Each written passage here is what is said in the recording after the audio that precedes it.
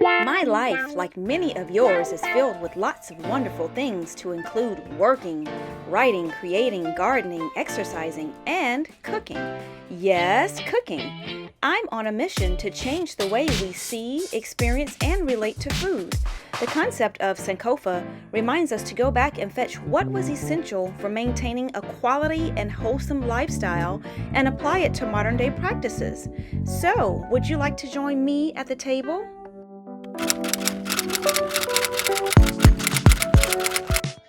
Alright, so after walking up 3 flights of stairs, this will be home for the next few days. So over here looks like a closet. Some extra kitchen utensils and stuff in there. And this is a washer and dryer unit. So I'll be using that. Step right over into the kitchen and dining room area. So yeah, got my stuff put down. Gotta put my linen on the bed. Hadn't done that yet. But I did wipe down and sanitize everything. The freezer. So this is the before. Of course, I have groceries and stuff to put in. So I really don't even need to go to the store. I just need to get a few things. Maybe 2 or 3 items for something I'm gonna cook. So yeah, this is the kitchen area. Dishwasher, cabinets, dishes and stuff, all the things. And over to the living room area. We have some nice big windows. Now across the street, they're having some type of little concert, so it's a lot of cars parked out here. They're playing all kind of music too, so hopefully it's not too loud, but at the same time, I get some free entertainment, because if I step out on the balcony, I can hear, hey, that's me. Alright, so that's the bathroom, and the bedroom is here, and a nice big walk-in closet, and then we have a TV over here, and here's the balcony. So here's where it's all going down outside. Tight balcony, honey, tight. So yeah, if you look over there, they having a little concert. Live band and stuff.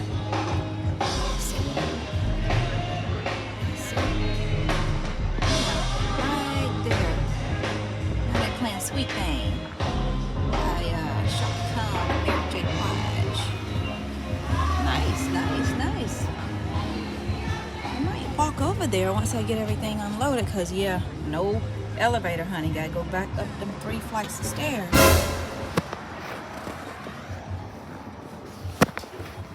But I hope the R&B side of things won't be finished by the time I get out there. So, anywho, so yeah, just want to give y'all a quick tour. There's a TV down there and stuff. Back out to the living room, dining room, kitchen area. Back out to the front door.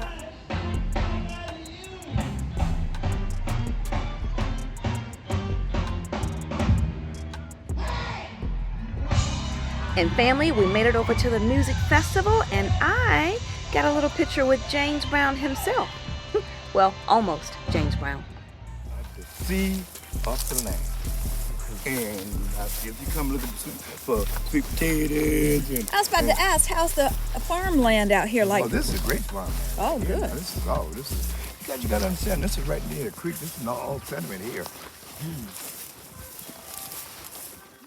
And family, as far as we can see, acres and acres of lush, black-owned land from the originating people of this area. And it makes you wonder, if trees could talk, what stories would they tell? We were so appreciative of Jamie taking a few moments out of his day to give us a nice tour of the property, walk us down to the waters, kind of give us a little background history. Of course, we had many questions as we learned a little bit more about Edisto Island and the history and the Black presence there. I couldn't help but ask about alligators and the likes. And according to him, there's no alligators in this particular water because they don't like salt water. But there are plenty of crabs, hence the cages. I just broke down and the tide's going up, let the tide take me. There's beautiful oyster beds around there, maybe A quarter? That's what these shells are, oyster shells. Oh, let me know shells. See, I got some great ones. Welcome back to my Sankofa table. This is Tia, and believe it or not, I am at Edisto Island, or Edisto Beach, or Edisto something, South Carolina. I'm here on the property of a guy we met last night who was hosting a music festival over at Edisto Beach. So yeah, we're just walking around, hanging out, learning more about the land. We just saw some oysters over there by the water, and yeah, just taking it all in and just enjoying the serenity of it all. So if this is something you're interested in, stay tuned, stick around, and I may share more of Edisto Island and Edisto Beach with you. So stick around. We were pleased to learn that Jamie and his wife also runs a bed and breakfast here on their properties. So this will be an excellent place to come back to visit when I come back to this area. Bro, you know what time it is, bro? You gonna throw him away or what? Throw him back to the water? He can't. No, I got a bushel of them just like him. He can. And on to the greenhouse.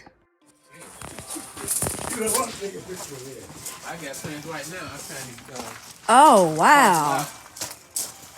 Wow. Wow. But this is awesome. This She's is. got a lot of plants already. Oh, my goodness. Don't greenhouse.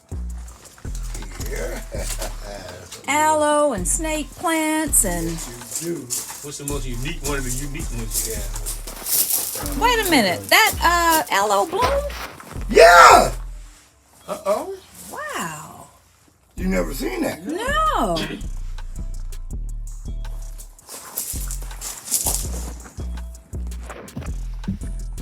Beautiful. I was in plant heaven, especially after seeing this beautiful agave plant. Now, time to leave Mr. Jamie and family and head over to the beach to catch the sunset. And it's only minutes away. Another day, another sunset. Welcome back to my Sankofa table. Today I'm getting my wellness in out here at Edisto Beach, Edisto Island, South Carolina. Just out here reflecting. As you all know, this will be the last program for my Sankofa table. It's bittersweet. It's been quite the journey. It's been really nice. It's been a learning experience. It's been a wonderful experience, though, meeting different people, talking to different people, sharing with you guys. So yeah, it's been really nice.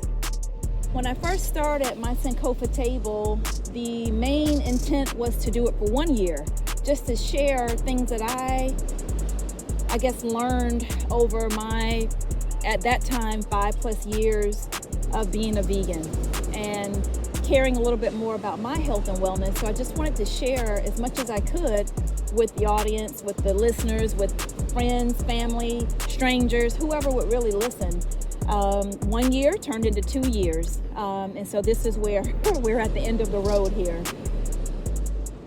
What other people eat is a lot that we all should care about. Over the years, we've had loved ones, we've had people we know, people in our families, neighbors, church members, co-workers, even strangers, to pass away or to suffer or succumb to illnesses that a lot of it can be prevented by just by what we're putting in our mouths.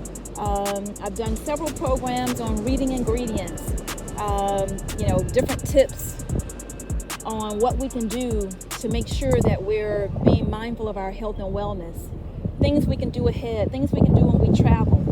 And so I think the more people are conscious about it, or the more people learn about it, the more conscious and intentional they'll be about staying on top of their health and wellness so that we can be around longer. I don't really have any regrets of doing this program. I've had testimonies. I've had people to tell me, how something that I've shared may have helped them. So if I've only helped one person, that's very rewarding. That's one person that I've been able to help, and they may be able to help and influence people around them. I started out doing programs mainly in the studio. And because the studio does not have a kitchen, I had to make a makeshift kitchen. I tried to tape I guess 4 programs within 2 sessions. It made for a lot of work, but I think in the end they came out well. The most, I guess, memorable one was probably maybe when I made soup, because after we taped that one, making the soup, I had all the crew to come up because the smells was just going through the studio. And so all the camera crew, audio folk, people in the control room, they wanted to taste this soup. So that was really good. In between tapings, we didn't have a lot of time, but it felt good knowing that the food, looked good, smelled good, and that the crew themselves really wanted to taste. None of them which were vegan, but they were willing to taste the delights. I have a sweet tooth, and I love desserts. So I know we did one episode with my dear friend LaDonna Carter. Shout out to her. She's a food etiquette expert, so we had her on to talk about food etiquette, and I thought that was real important because a lot of times when we're in spaces and we have a different lifestyle of eating, it could be very awkward. People invite you over and you don't eat because you no longer eat these things, but you don't want to be rude to the host. So she kind of gave us some tips. We talked through some things of how we need to show up when we're in spaces that people eat different than what we eat. So that was really good. She made this raw, or she and I made this raw vegan apple pie. That was delicious. The crew got to taste that. I've taken my Sankofa table on the road to a lot of different cities, different events, different cities. I've cooked, usually in the room. Sometimes the rooms have kitchens. Most of the time they don't, so I'll take my hot plate and skillet because there's no excuse not to eat as healthy, as possible, even when you're traveling, even when you're going to events. I know I went to St. Louis, Missouri, to a memorial service for our dear friend Willie Royal, and the service was held at Sweetheart's Bakery and Cafe. And to my surprise, it was a vegan cafe. It was a nice surprise, and the food there was so delicious. I mean, it was so good. I was so happy that for once, showing up at an event, I did not have to be too worried about what I was eating. So that was really good. Now, a lot of my travels are to Florida. I'm from Miami, Florida. A lot of times I go to Florida to the beaches to travel. Especially for my birthday. I like to go to St. Augustine area to Florida, and one year went to my family reunion down in Orlando, so I left the reunion and went straight to St. Augustine to finish celebrating my birthday, and that was really nice. Now, although the room did not have a kitchen, I had my hot plate and skillet, so I didn't have to worry about it. Worked it out right in the room. You guys seen it, and if you didn't, go back and watch those episodes because I did it not one time, but I did it twice for you guys, just to give you an idea of how you can take something that seems so challenging and really work it to your benefit. You'd be surprised how far a one hot plate or a double burner or a single burner hot plate and a skillet or two will go. It just takes up a little bit more room in the car. Now, it is hard to travel by plane with these things, but I have done it. I've put it in my carry-on. It makes it a little heavy, but when you get to town, you have what you need. You go to the local grocery store, you buy what you can buy. A lot of vegetables can be eaten raw, so keep that in mind. But it's high time that we are just trying to stay in control of what we're eating, what we're putting in our bodies, so we can maintain the best optimal health possible. Yeah, so this year in July, I went back to St. Augustine for my birthday, and one of our friends, Smokey, came down to hang out with us for a day or two, and he was so impressed by how I was hooking it up in the room, with all the food and everything. He joined us for dinner on my birthday, but it was really nice. I ended up interviewing him. He shared with us his health challenges. He's battling cancer right now, and how changing his lifestyle, really made a difference in his life. And as a result, he's, also sharing that healthier lifestyle with his granddaughter and his daughter. So that was really nice. typically when I travel, again, I take my food or I buy stuff when I get there. Try not to eat out, because even though the items may be vegan, or fruits, vegetables, nuts and grains is what I typically eat, I don't know the oils, I don't know the salts, I don't know the sugars, I don't know some of the other non-playable characters that make up food. I don't know the breading on the fried okra. I don't know if it's egg in the batter. I don't know what's in the bean burger. Is it rice? I don't eat rice. Is it potato? Is it filled with a whole bunch of stuff? Is it even beans? What kind of beans? So it's been times, not many, because I'm usually prepared no matter where I go. Even I'm just running to the grocery store down the street, I'll have a apple and a water or something in my bag. But it's been times where I may have a stomach ache or a headache, adverse reaction to something that I've eaten that just didn't agree no longer with my body. So, and in that case, I take that Q ginger ale with me. So to help with it, I had even here in Edisto, I had a veggie pizza the other night. Now I know that the dough is not the made from the grains that I'm accustomed to eating and that my body is used to and familiar with. So I did have a little stomach ache, and I drank the ginger ale, and it helped out tremendously. And I also drank some roasted dandelion tea that helped things move right along to rid my body of some of these things. Now, when I visited DC once, I've taken this show to DC maybe twice, maybe even 3 times, and I know I had the privileged honor to talk briefly with Tony Browder, and that was really nice because he's well traveled, and so he took a few minutes of his busy schedule to just kind of share with us some of the things that he notices when he goes to mainly African countries and how fresh and different the food is, the quality of food there, without all of the preservatives and all of the the stuff that we may find on our foods here in the States. Also, there's a Sankofa cafe right behind Howard University that's really good. And when you go there, you don't have to think a whole lot about what can I eat, because they have this Ava DuVernay wrap sandwich that I like to get there. And it is delicious. They also have natural smoothies, and they give you the option to sweeten it with different sweeteners. So that's really good, and that really helps me out because I don't eat sugar. I don't eat some other like artificial sweeteners. So that's usually very helpful when I go to DC. I absolutely have to get by the Sankofa Cafe because when I go there, I know I'm in good hands. We also talked about medicine. If you guys remember, I interviewed the pharmacist over at I think it's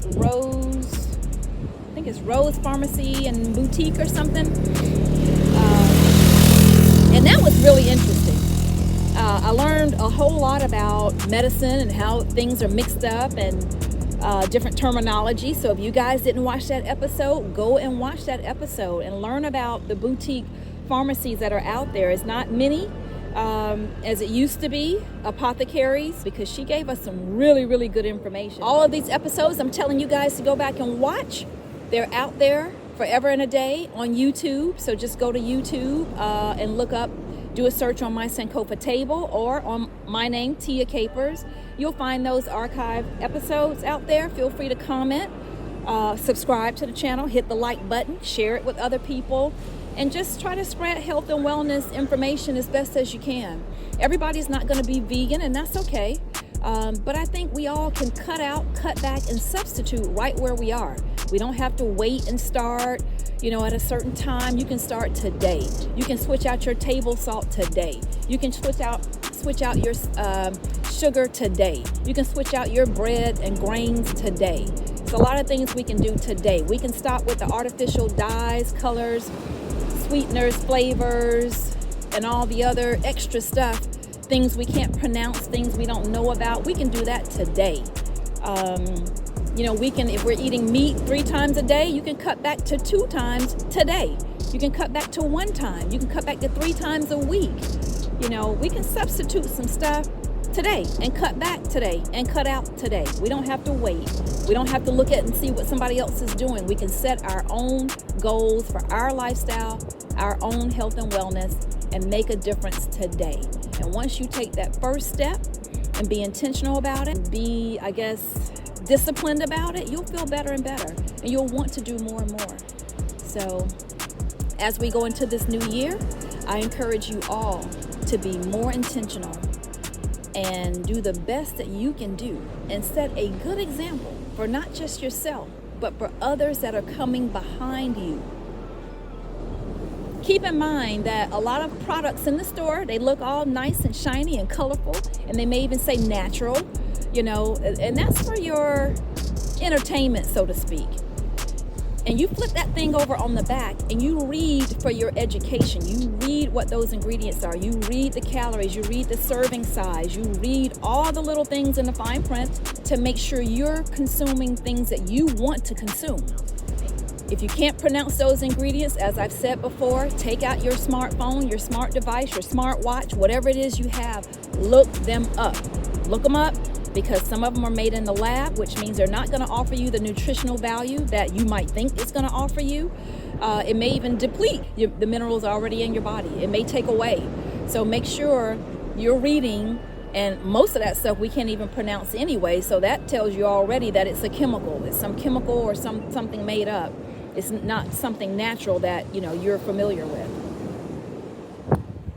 And it's okay to be different. It's okay to be a trendsetter in the sense that we have to probably start thinking about doing things a little bit different. I know traditionally and historically when we go to funerals, there's always a repast afterwards. Maybe if you're in charge, or if you have some influence on the repast services or program or event, maybe you can suggest some healthier food options. Maybe we're not eating some of the same foods that killed or had a negative impact on our loved one who we just paid homage to, or we just memorialized, or we just funeralized. Maybe it's high time, if we want to be around for generations to come. We have people coming behind us. We have children coming behind us. We have people ahead of us. We want to keep grandma and grandpa around longer. Aunts and uncles, great aunts and uncles, cousins, sisters, brothers, mothers, fathers. We want to keep these people around. We want to keep ourselves around. We want to be around. So it's time that we start making different decisions for our lives. It's okay to cook the greens with no meat. Add a little bit of liquid smoke if you have to. Don't put the sugar. Maybe just a tad bit of agave. Maybe cook the greens with sea salt instead of regular salt. Maybe instead of vinegar, we squeeze lime juice like I do in my greens. Maybe we don't have collard greens. Maybe we have kale greens. I don't know. But I think we're going to have to start doing these things a little bit different and set a tone for the young people that are coming behind us. A lot of these diseases that we think are hereditary, they're not. They're the same bad recipes that we've had around in our families for decades, maybe even centuries, that we got to start putting a different spin on these things and cook them in a healthier fashion, or even cut some of these things out because they're not serving us. And we have young folk coming up behind us cooking it the same way grandma cooked it or mama cooked it, which may not be the healthiest way for our bodies. And we got to do it differently so that we can have a different story. We don't want the same story. We don't want diabetes. We don't want heart problems. We don't want high cholesterol. We don't want, kidney issues and liver issues and thyroid issues. We don't want any of those things. And a lot of these things have a lot to do with what we're putting in our bodies. We got to cut out them ramen noodles. And I know I'm talking to somebody out there. If you look and see what that pack of sodium, that seasoning has, that sodium is like 890 milligrams or more. We gotta make your own ramen noodles. Use your own seasonings. There's a lot of vegetables you can add to them. A lot of herbs you can add to them instead. Now, I try to get in health and wellness in a lot of different ways. Not just with eating, but also coming out to beautiful beaches and clearing my mind and getting some fresh air and the salt water. I'm on the Atlantic coast right now. I've been to a lot of beaches. Some I've taken you guys to. I especially like going to the black beaches. Now, I got to be honest about that. I've started doing some research and learned about American Beach down there near Amelia Island in Fernandina Beach, Florida, black owned. I learned about Atlantic Beach. I was just there last weekend, and I met some people over there. It's 95% still black owned and occupied. I learned about Silver Dollar Road. I haven't been over there yet, but that's somewhere in North Carolina. I want to get out there and, maybe touch the sands of that beach. I want to get over to that beach in Maryland. Also, a black-owned beach. I think it's Freeman Beach. Want to get out there. So, whatever makes you happy, whatever helps you to relax, wind down, take a breather, relieve some of the stress. We have a lot of stress going on. We have a lot going on in our lives these days, and we have to take time for time. We have to get more sleep. Okay, we have to carve out time to, take a walk in the park, or a walk around the neighborhood, or a bike ride, or a hike, or something. I've taken you guys on hiking trails with me. We've done a little bit of a lot of things. Key West, Florida, the beaches down there, Higgs Beach down there. They have a black cemetery down there. So if you guys don't know about that, go check that out. Go over to the Frederick Douglass Recreation Center. Tell them Tia sent you.